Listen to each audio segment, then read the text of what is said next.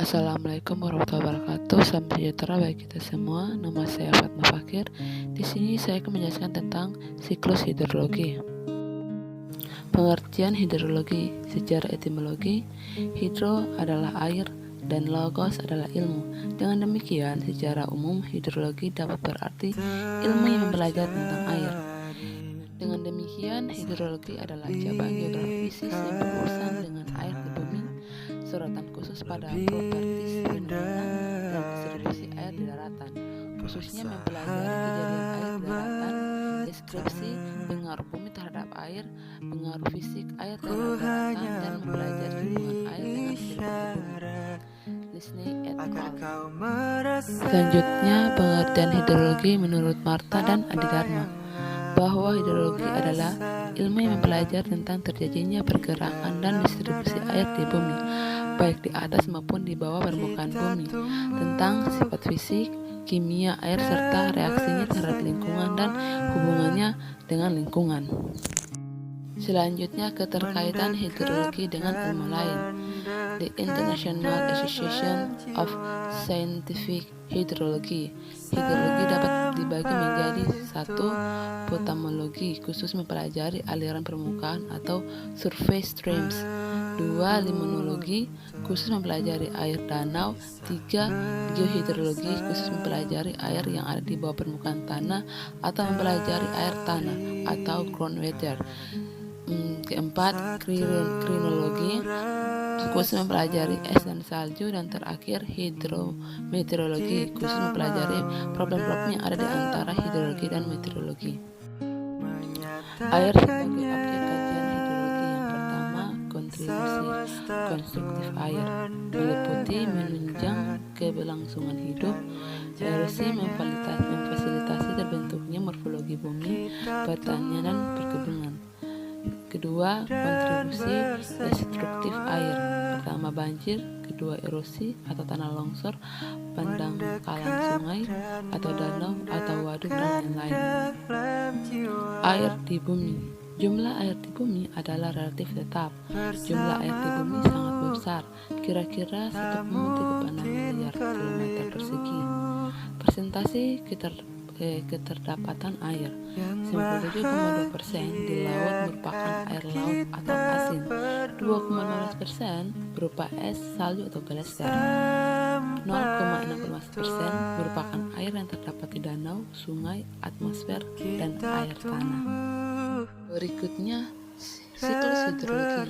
Jadi, di sini siklus hidrologi adalah sirkulasi air yang tidak pernah berhenti dari atmosfer ke bumi dan kembali lagi ke atmosfer melalui kondensasi, presipitasi, evaporasi, dan transpirasi. Berikut merupakan contoh dari siklus hidrologi. Bisa teman-teman lihat. Jadi, siklus hidrologi terdapat beberapa siklus seperti siklus kecil, sedang, dan besar. Di sini siklus kecil atau siklus pendek. Detik pertama, air laut menguap menjadi uap gas karena panas matahari. Kedua, terjadi kondensasi dan pembentukan awan. Ketiga, turun hujan di permukaan laut. Yang kedua itu siklus sedang, di mana siklus sedang terjadi pertama, air laut menguap menjadi uap gas karena panas matahari. Kedua, terjadi kondensasi. Ketiga, uap bergerak oleh tiupan angin ke darat. Keempat, pembentukan awan. Kelima, turun hujan di permukaan daratan. Dan terakhir, air mengalir dari sungai menuju ke laut. Berikut adalah contoh dari siklus hidrologi sedang. Terakhir merupakan siklus panjang atau siklus besar. Prosesnya meliputi 1. Air laut menguap menjadi uap gas karena panas matahari. 2. Uap air mengalami sublimasi. 3. Pembentukan awan yang mengandung kristal es. 4. Awan bergerak oleh tiupan angin ke darat. 5. Pembentukan awan. 6. Turun salju. 7. Pembentukan glaser. 8. Glaser mencair membawa aliran sungai. 9. Air mengalir di sungai menuju darat dan kemudian ke laut. Berikut adalah contoh dari siklus hidrologi panjang atau siklus besar. Pemanasan air samudra oleh sinar matahari merupakan kunci proses siklus hidrologi tersebut dapat berjalan dengan atau secara kontinu. Berikut merupakan hubungan siklus hidrologi, siklus batuan, dan siklus tektonik. Kalian bisa lihat dan memperhatikan gambarnya dengan baik-baik. Pengenalan istilah-istilah hidrologi. Yang pertama, presipitasi.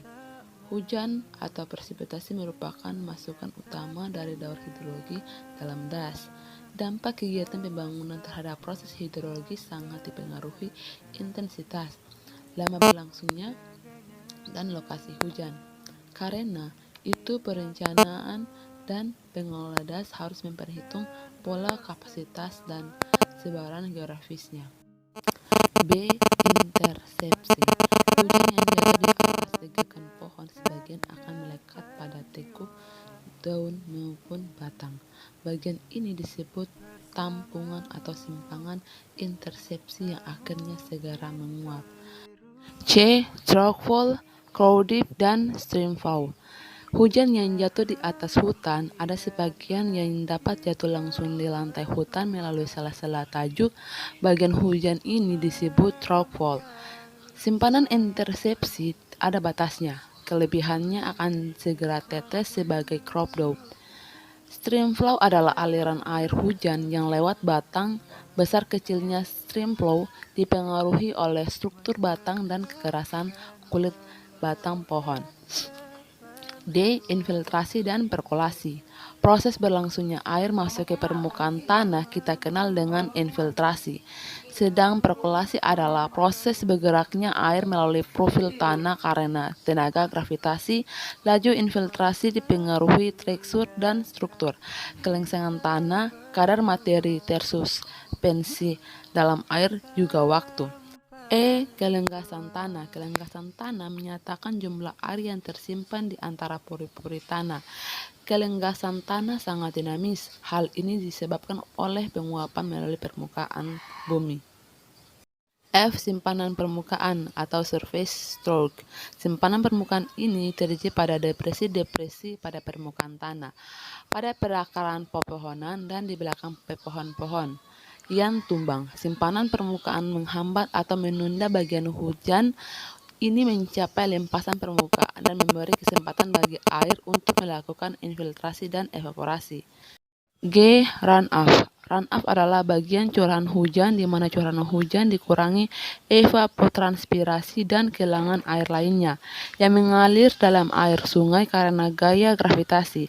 Airnya berasal dari permukaan maupun dari subpermukaan atau subsurface.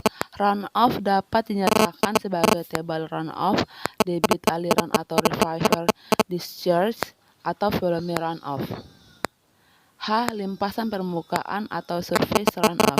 Limpasan permukaan atau surface runoff adalah bagian curah hujan setelah dikurangi dengan infiltrasi dan kehilangan air lainnya. Limpasan permukaan ini berasal dari overland flow yang segera masuk ke dalam alur sungai. Aliran ini merupakan komponen aliran banjir yang utama. I. Evaporasi. Evaporasi adalah penguapan pada permukaan air terbuka dan permukaan tanah. J. Transpirasi, di mana penguapan dari permukaan tanaman. Sekian penjelasan dari saya tentang siklus hidrologi. Semoga bermanfaat bagi kita semua. Wassalamualaikum warahmatullahi wabarakatuh. Salam sejahtera bagi kita semua.